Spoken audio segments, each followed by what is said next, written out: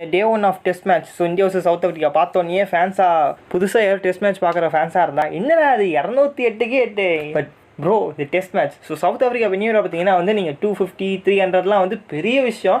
But so அதை recognise பண்ணி கொஞ்சம் வந்து இந்தியாவும் பார்த்தீங்கன்னா வந்து பேக் பண்ணுவாங்க, வெயிட் பண்ணி பார்க்கலாம்.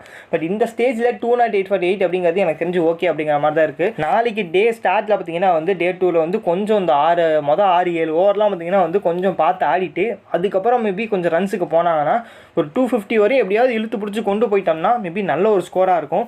250லாம் வந்து சவுத் ஆஃப்ரிக்கா அப்படிங்கும்போது நம்மளும் பேஸ் அட்டாக் வச்சுருக்கோங்க. நம்ம இத்தனைக்கு டே 1ல் அவங்க மழை பெஞ்சதுக்கப்புறம் பார்த்தீங்கன்னா வந்து அந்த விக்கெட்டில் அந்தளவுக்கு பவுன்ஸ் பார்த்தாங்க. மழை பெஞ்சு ஓரளவுக்கு பார்த்தீங்கன்னா வந்து அந்த பவுன்ஸ் நல்லாவே கிடச்சிருக்கு, எப்பயும் போல சவுத் ஆஃப்ரிக்காவில் கிடைக்கிற மாதிரி. ஸோ டே 2 அப்படின்னு சொல்லி வரும் லஞ்ச் வரையும் அதெல்லாம் அப்படி நினச்சிக்கிட்டு லஞ்ச் இல்லைங்க, 2 செஷன் நம்ம ஃபுல்லாக ஆடுறோம். 3வது செஷன் அவங்கள ஆட வைக்கிறோம், 3வது செஷன்லேயும் முடிக்கிறோம். கொஞ்சம் ஓவராக தான் போயிட்டுருக்கோமோ, ஃபாலோ பண்ண மாதிரி தான் அது.